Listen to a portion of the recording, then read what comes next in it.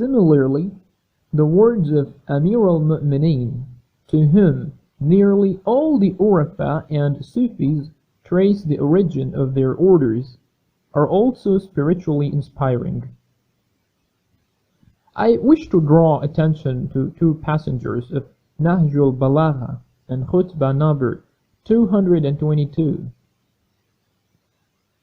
Ali states, "Certainly, God the Glorified has made His remembrance the means of burnishing the hearts, which makes them hear after deafness, sees after blindness, and makes them submissive after unruliness. In all the periods and times when there were no prophets, there have been individuals with whom God, gracious are His bounties, spoke in whispers through their conscience and intellects."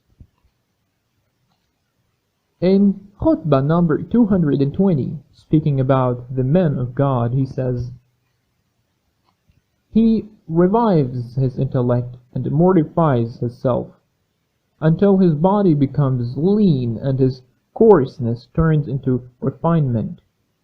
Then an effulgence of extreme brightness shines forth for illuminating the path before him, opening all doors and leading him straight to the gate of safety and permanent abode.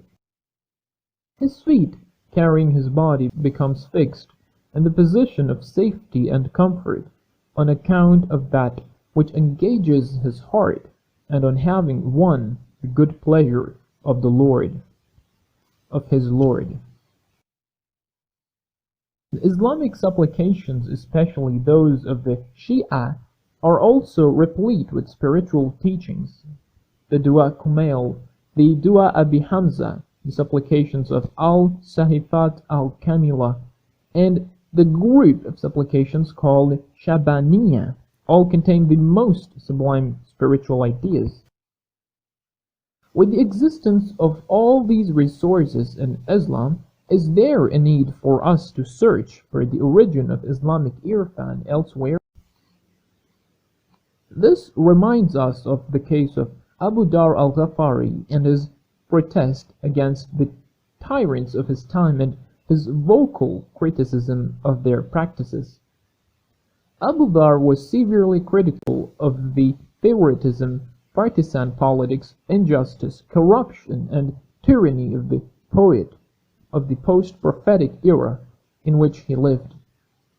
This led him to suffer torture and exile, and finally it was in exile, deserted and alone, that he passed away from this world.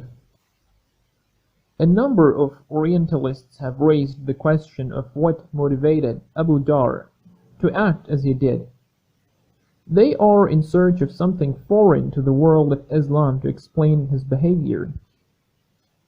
George Jordak, a Lebanese Christian, provides an answer to these Orientalists in his book Al-Imam Ali, Sawt al-Adala al-Insaniya. Imam Ali, the voice of human justice. There he says that he is amused at those who wish to trace Abu Dhar's mentality to an extra-Islamic source.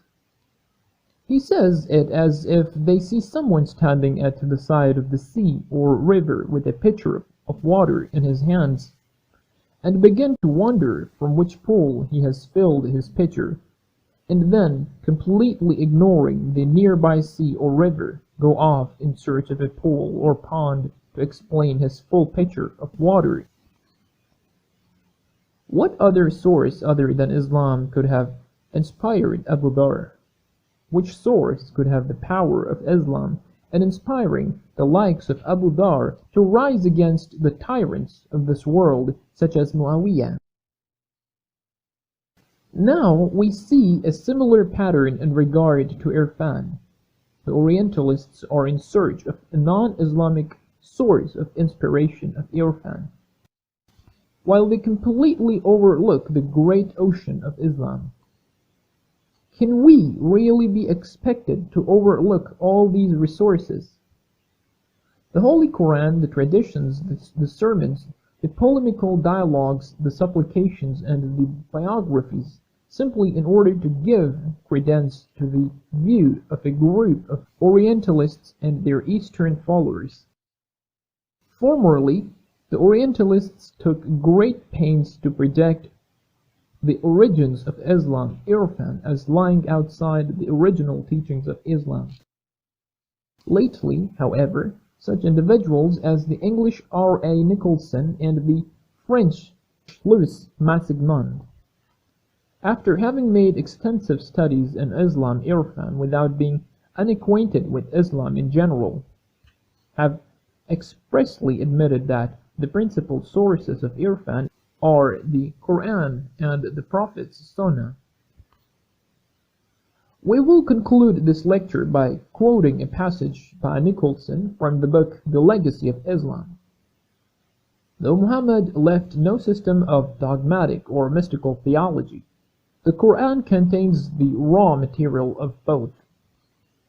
Being the outcome of feeling than reflection, the Prophet's statements about God are formally inconsistent, and while Muslim scholastics have embodied in their creed the aspects of transcendence, the Sufis, following his example, have combined the transcendent aspect with that of immanence, on which, though it is less prominent in the Quran, they naturally lay greater emphasis. In the name of Allah. Allah is the light of the heavens and the earth. Chapter 24, verse 35.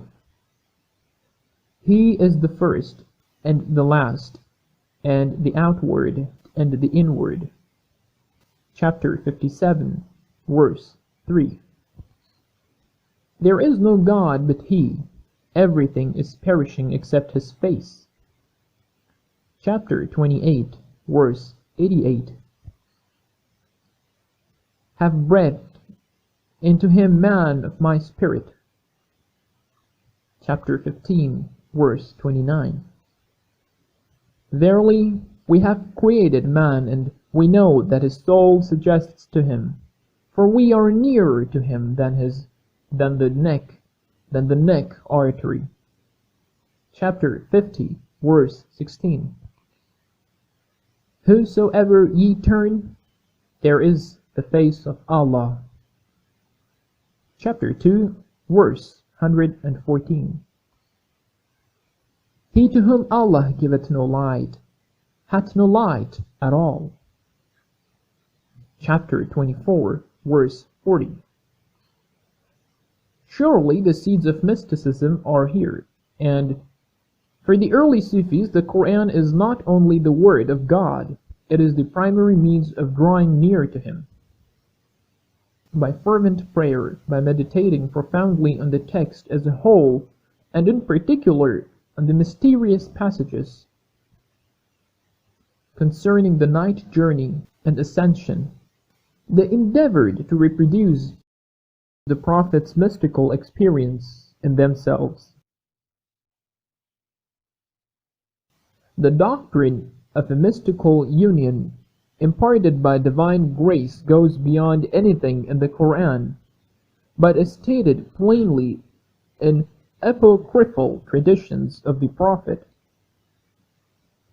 Example, God said, My servant draws nigh unto me by works of supererogation, and I love him, and when I love him, I am his ear, so that he hears by me, and his eyes, so that he sees by me, and his tongue, that he speaks by me, and his hand, so that he takes by me. And repeatedly said before, we are not concerned here with the question whether the Urafa have succeeded in correctly utilizing the inspiration provided by Islam. Our purpose was to consider whether the main source of their inspiration lay within Islam or outside it.